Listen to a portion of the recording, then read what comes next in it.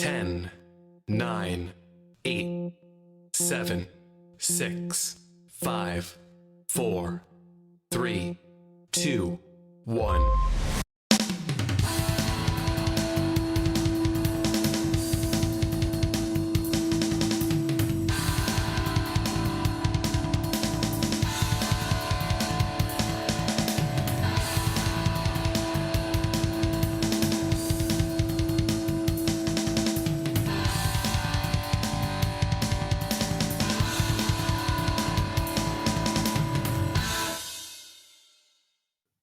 Greetings, my fellow freedom-loving sovereign thinkers. Thank you for tuning to LL3-Podcast.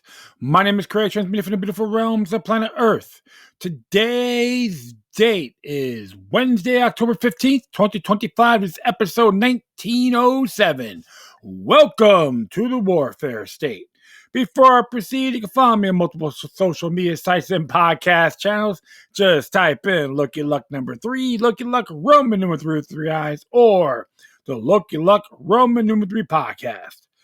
In addition, if you have any questions, comments, recommendations, all that good stuff, whatever you do, please use decorum. Hit me via email to ll3.podcast@proton.me. If you want to donate, go to paypal.me or cash.app/Lucky Luck number 3. Or you can hit me at Steemit. Follow me there, a little crypto love at LL number 3-podcast. Oh my goodness. They are lusting for war, bellicose, or violence, you want to say. Factions are taking sides, saying my team is better than yours. And, of course, the Rothschilds are licking their chops. They really want to fund it and rule every single one of us. So, of course, remember, all these bankster wars have been happening roughly around the 1740s, I believe it was. Yeah, including American Revolutionary War, the war between the states, World War I, World War II, and etc. But we're just one example. This is around the world, to be exact. So, I'm going to be reading here an article from the internationalman.com. Came out today by Doug Casey. Welcome to the Warfare State. So we're going to scroll down and I'm going to narrate this. You subscribe to him as well. War is one of the few things that only the state can do. Indeed, as Randolph Bourne said, war is the health of the state. Let's briefly discuss the nature of the state to see why World War III is on the way. The state is like any other living entity. Its prime directive is to survive and grow. Bear in mind that the state, the government, is not at all the same thing as the country or society, even though it claims to be. It's not we the people. It's a distinct entity with its own discrete interest. And that's actually too mild an assertion. While individuals and companies prosper by providing goods and services to others through voluntary exchange, the state specializes in coercion. There's nothing voluntary about the state. Its main products have always been pogroms, persecutions, confiscations, taxation, inflation, censorship, harassment, repression, and war. The state is not your friend. Mass murder and wholesale destruction are bad enough in themselves, but in wartime, the state enables them with new taxes, new debt, draconian controls, and new bureaucracies. These things linger long after the war is over. Worse yet, the state does these things with the sanction of the victim. The typical citizen has been taught that almost anything is justified by national security. Anyone who would normally protest the predations in peacetime soon learns to dummy up when there's a war for fear of being lynched for sympathizing with the invariably demonic enemy. After the war, assuming victory, of course, the state's debt, taxes, regulations, and general size never return to pre-war levels. They ratchet up to ever great plateaus requiring the state to do more of the same to justify its existence. Government programs of whatever description are almost never pulled out by their roots.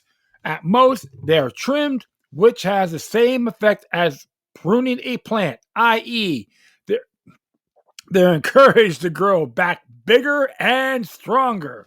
Why am I saying these scary things? Because we're clearly heading toward a big war. A clear and present danger. I want to make a point in this article that many will find unpalatable, perhaps even incredible. In today's world, the U.S. military is nearly useless in countering potential threats from abroad. It's actually a positive danger, and it's not ready for real war. If you're looking for a comforting mainstream analysis, I don't have much. Let's start with the North Atlantic Treaty Organization. NATO is a U.S. program that's taken on a life on its own. Its original purpose was to defend against the Warsaw Pact, but although the Soviet Union and its allies ceased to exist as a military threat in the early 1990s, NATO has continued to grow. Despite agreements with Russia, it's grown right to their border, even adding traditionally neutral states like Finland and Sweden. We can all say one thing: Sigbio Brzezinski is climaxing in his grave.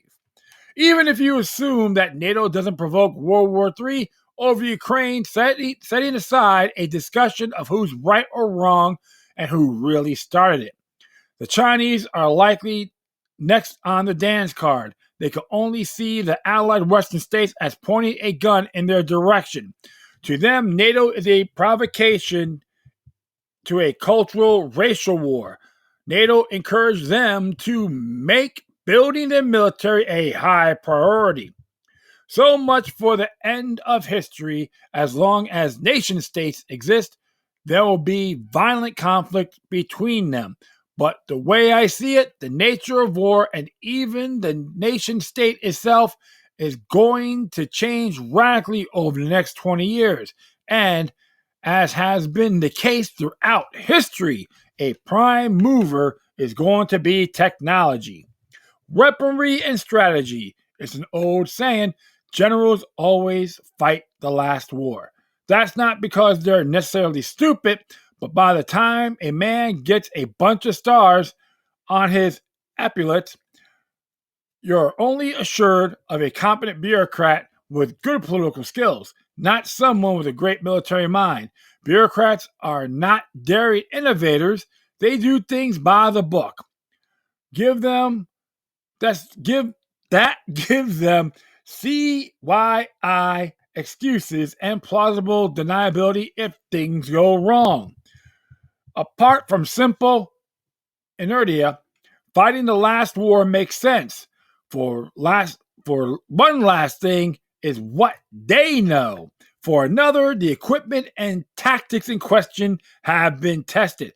For another, the weapons exist, and when the war starts, you basically have to run what you brought. Whether they can get away with fighting the last war depends mainly on whether there has been a significant change in technology. Up to early industrial times, one change in a lifetime was a lot. After all, how often do major innovations like the stirrup or gunpowder come along? But since the advent of industrialized warfare with the American conflict of 1861 to 1865, changes have been rapid, and the rate of change is accelerating at warp speed.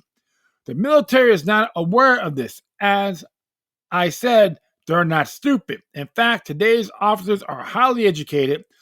Almost all are college graduates, for what that's worth. Most field-grade officers have done graduate work as well. That's one reason the U.S. emphasized high-tech weaponry.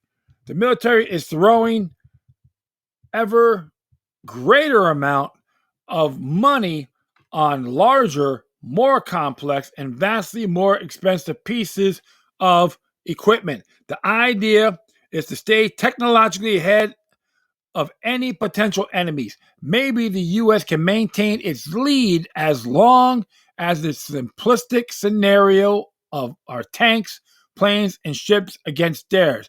But the chances of things staying that simple are close to zero. The whole paradigm is about to change.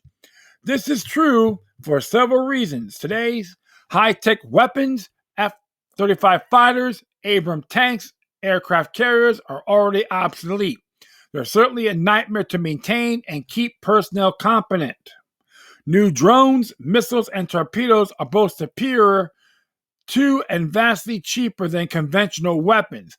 Biological and cyber weapons obviate them all. If they're deployed in earnest, it's game over. Projecting force worldwide with 800 bases, $100 million aircraft and carrier fleets is ruinously expensive, especially for a bankrupt government that's on tilt. But that's the essence of American doctrine. The concept of defense itself is obsolete for a nation state. Let's look at this in a bit more detail.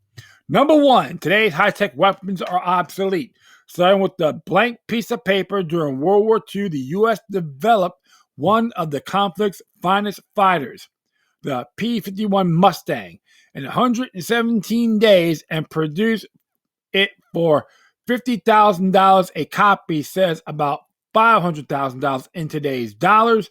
It's true that F-35 is considerably more complex, but relative costs should have been dropping because of advances in material techniques, computers, robotics, and such, not escalating over 100-fold in real terms. A friend who knows about these things tells me that every hour of operating time on an M1 Abrams requires 8 hours of maintenance. For an F-16 is 20 hours. It shouldn't come as a surprise that only 30% of F-35s are flyable at any given time. Unsustainable runaway costs are apparent everywhere. When you're paying upwards of $15 billion for an aircraft carrier without any aircraft or auxiliary ships, $500 million for a B-2 and $7 million for a tank. You can't afford to buy very many of them, and you absolutely can't afford to lose any, apart from the cost. It takes many months or years to produce more.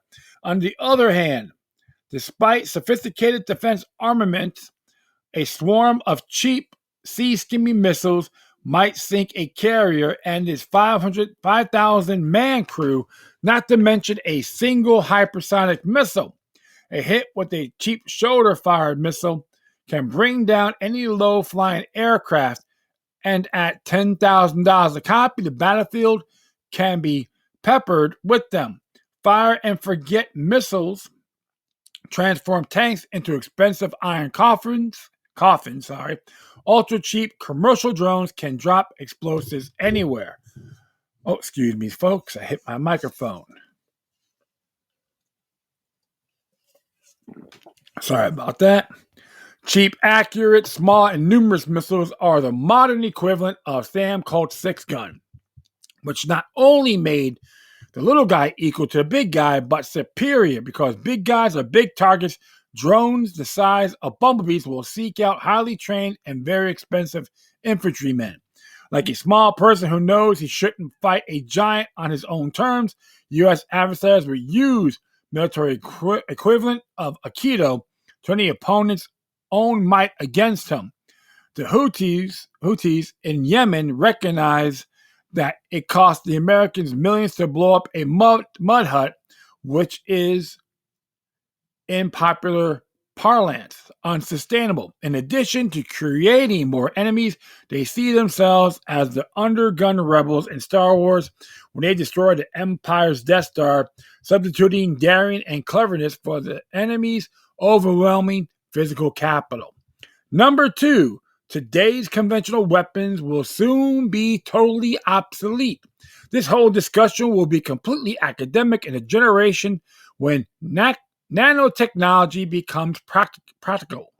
The idea is the creation of machines and supercomputers, atoms by atom, atom by atom, because the essence of the technology is making things larger from a molecule level rather than trying to miniaturize them. It's likely to be most important event in human history, including the conquest of fire. It will change the very essence of life itself, totally, irrevocably, and unrecognizably, including the nature of armed conflict. An excellent, albeit conservative, description of the nanotechnique future is offered by Neil Stephenson in Diamond Age, which I highly recommend. Nanotech weapons will be available to anyone after a delay, much as gunpowder was in the 15th century. That assumes, of course, that the cyber and bio war is now available to everyone. Don't obviate the whole question. In the meantime, the trend of miniaturization will continue apace. Microchips and other computer components are commercially available everywhere, and they're cheaper and more powerful every day. The next generation of weapons will be highly miniaturized robots weighing at most a few pounds apiece, probably designed with running or flying insects as models. Construction will be facilitated by the use of off-the-shelf electronic products that, in addition to full-size Terminator-style robots, AI, piloted, and armored vehicles. A $50 billion fleet can be devastated by a few score missiles. A formation of soldiers wouldn't stand a chance against an attack by thousands of very cheap microbots. Just as 100 tiny ants can easily overwhelm a scorpion, cheap and tiny machines will turn current military behemoths into useless artifacts. Any country will be able to have a truly formidable military for a fraction of today's cost. Overextension, that's 3. Overextension as a formula for disaster. Fighting a war next door is one thing. Doing so on the other side of the world is something else again. Fuel, materials, and troops are very costly to transport and maintain at the end of a 10,000-mile air link. Doing so is likely to result in what has been called imperial overstretch. If you try to cover all the bases, you become overextended, vulnerable, and bankrupt. The U.S. currently maintains a military presence of some description in about 100 countries, and almost all of those emplacements are an active provocation to somebody. Question: if social spending cannot or will not be cut with $1 trillion in interest that must be paid each year, debt growing at $2 trillion per annum, and money already being created by the trillions annually, what is going to give when times get tough? Will the government get involved in yet another serious foreign military adventure? Of course, they see it as a solution, not a problem. A poor country can fight a war using human capital like Korea in the 1950s or Vietnam in the 1960s. But a country like the U.S. is almost forced to use financial and technological capital because human life has a high price tag for us. That makes for a problem when we don't have the financial resources to maintain a military that's both very expensive and ineffective. Can the U.S. afford to fight a continuous war in the alleged search for a continuous peace? The experience of previous empires from the Romans on suggests the answer is no. America's best defense is a strong economy with lots of technological innovation, not an overweening military. If the U.S. government, with its taxes, regulations, currency, inflation, and welfare, were to disappear, the country would experience the greatest and most genuine boom in world history. In a decade, even China would appear as relatively insignificant as Nigeria today. It would be almost impossible to threaten a generally advanced America. It's equally important not to give any government or group a reason to launch an attack. People the world over love the idea of America. If they love the culture, the cars, the food, the freedom, you name it. They like the good things American corporations use to make. They don't mind good-natured, free-spending American tourists. What they don't like is U.S. boots on the ground or in their airspace fomenting coups to install democracy, which is such a dirty word. If Washington, D.C. eased to exist, the 96% of the planet's population would have no more incentives to strike America than Costa Rica. Of course, I may be anachronistic in that view. Over the last 50 years, while the U.S. was building an arsenal to fight Russia and China, a different threat has been building: the Muslim world, which has been in what amounts to a forever war with the West for 1,400 years, is psychically on the march again. They have two very important weapons. One is firm and fanatical beliefs. The West, on the other hand, has lost all confidence. It's flaccid and believes itself to be evil. As Napoleon said, in warfare, the psychological is to the physical as 3 is to 1. The prognosis for America and Europe is not good. They'll be conquered both psychologically and by migration. America's bloated military will be useless. Islam's second weapon is many hundreds of millions of young Mohammedans. From a military viewpoint, they are infiltrating the demographic and political structure of the West and changing it. And if things ever go kinetic, scores of millions of young fighters are cheaper and more effective than the expensive high-tech hardware. There is much more to be said on the topic of the forever war with Islam. Where is this going? As a reader, I presume you agree with me on some of the above, or at least willing to listen to the argument with an open mind. I suspect that's not the case with most Americans. However, they view the military as a national treasure or even an icon. On one level, I can understand this atavistic attachment. As a kid, I wanted to go to West Point, but was cured of the temptation by 4 years of military high school. In college, during the Vietnam War, I signed up for the Marines PLC program. Yes, I was a slow learner, but then I simultaneously drew 365 or 366 in the draft lottery.